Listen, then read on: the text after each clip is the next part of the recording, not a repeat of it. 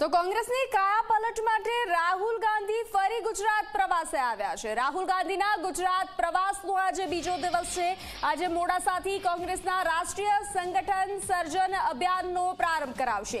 વર્ષ 2025ને સંગઠન વર્ષ તરીકે કોંગ્રેસે ઉજવવાનું નક્કી કર્યું છે। સંગઠનમાં ફેરફારના પાયલટ પ્રોજેક્ટ તરીકે ગુજરાતની પસંદગી કરવામાં આવી છે। રાહુલ ગાંધીની અરવલ્લી જિલ્લા કોંગ્રેસના આગેવાનો સાથે બેઠક યોજાશે તો અરવલ્લીના બૂથ કાર્યકરો સાથે પણ રાહુલ ગાંધી સંવાદ કરશે।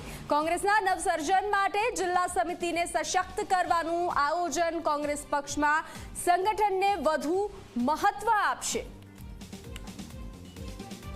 તો રાહુલ ગાંધીના ગુજરાત પ્રવાસનો આજે બીજો દિવસ। કોંગ્રેસની કાયાપલટ માટે રાહુલ ગાંધી ગુજરાતમાં ફરીવાર તેઓ ગુજરાતમાં આવ્યા છે। કોંગ્રેસની કાયાપલટ માટે રાહુલ ગાંધી ફરી ગુજરાત પ્રવાસે।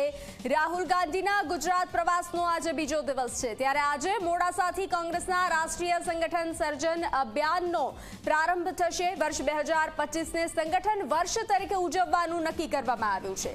સંગઠનમાં ફેરફારના પાયલટ પ્રોજેક્ટ તરીકે ગુજરાતની પસંદગી કરવામાં આવી છે।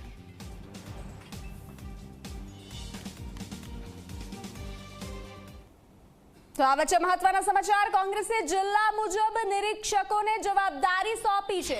સંગઠન સર્જન અભિયાન અંતર્ગત જવાબદારી સોંપવામાં આવી છે। કચ્છમાં નિઝામુદ્દીન કાદરી ત્યારે સુરેન્દ્રનગરમાં કુલદીપ રાઠોડને જવાબદારી સોંપવામાં આવી છે તો મોરબીમાં બીવી સિનોર, રાજકોટમાં જડીશ મીણાને જવાબદારી સોંપવામાં આવી છે।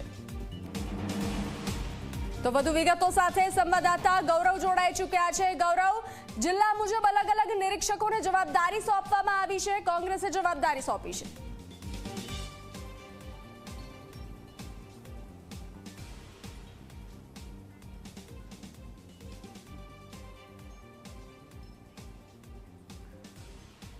લાગે છે સંપર્ક ખોરવાઈ ચૂક્યો છે, ફરીથી સંપર્ક કરીશું। ત્યારે કોંગ્રેસે જિલ્લા મુજબ નિરીક્ષકોને જવાબદારી સોંપી છે। સંગઠન સર્જન અભિયાન અંતર્ગત આ જવાબદારી સોંપવામાં આવી છે। વધુ વિગતો સાથે સંવાદદાતા ગૌરવ જોડાઈ ચૂક્યા છે। ગૌરવ, શું વિગતો? જે રીતે કોંગ્રેસે જિલ્લા મુજબ નિરીક્ષકોને જવાબદારી સોંપી છે, કોંગ્રેસને મજબૂત કરવાનું કામ હાથ ધરવામાં આવ્યું છે અત્યારે ગુજરાતમાં।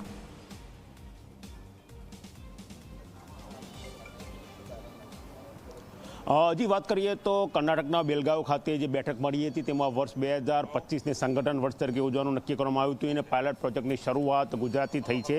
ગુજરાત માટે કુલ 43 નિરીક્ષક અને 7 સહ એએસસી નિરીક્ષકોની નિમણૂક કરવામાં આવી હતી। ગઈકાલે જે ઓરિએન્ટેશન બેઠક મળી હતી ત્યારબાદ જે નેતાઓ છે, જે એએસસીના નિરીક્ષકો છે, તેમને જિલ્લાની જવાબદારીની સોંપણી કરી દેવામાં આવી છે। કચ્છ જિલ્લાની વાત કરીએ તો નિઝામુદ્દીન કાદરીને કચ્છ જિલ્લાના પ્રભારી બનાવ્યા છે। તેમની સાથે 4 જીપીસીસીના નિરીક્ષકો છે, તે 5 લોકોની ટીમ જિલ્લા પ્રમુખ નક્કી કરવાનું કામ નક્કી કરશે। સુરેન્દ્રનગર કુલદીપ રાઠોડ, મોરબી બીવી સિનોર, રાજકોટ હરીશ મીણા, રાજકોટ સિટી માટે ડૉક્ટર બિલા પ્રસાદ, જામનગર માટે સંપતકુમાર, જામનગર સિટી માટે ઇમરાન મસૂદ, દ્વારકા માટે બલરામ નાઈક પોરિકા, પોરબંદર માટે રાજેશ તિવારી, ગીર સોમનાથ માટે બાબુલાલ નાગર, જૂનાગઢ માટે ધીરજ ગુર્જર, જૂનાગઢ સિટી માટે અભિષેક દત્ત, અમરેલી માટે જગદીશ જાંગીર, ભાવનગર માટે બજરંગલાલ જાટવ અને ભાવનગર સિટી માટે પ્રવીર સિંઘની નિમણૂક કરાઈ છે। આ સિવાયના જિલ્લામાં પણ જે એએસસીના નિરીક્ષકો છે તેમને જવાબદારી સોંપવામાં આવી છે। તેમની સાથે 4 ગુજરાત કોંગ્રેસના નિરીક્ષકો રહે છે અને તેઓ મળીને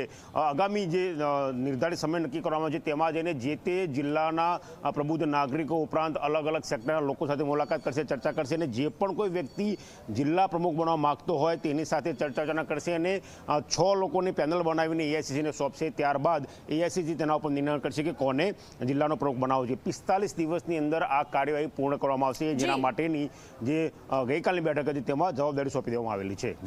જી ગૌરવ, જાણકારી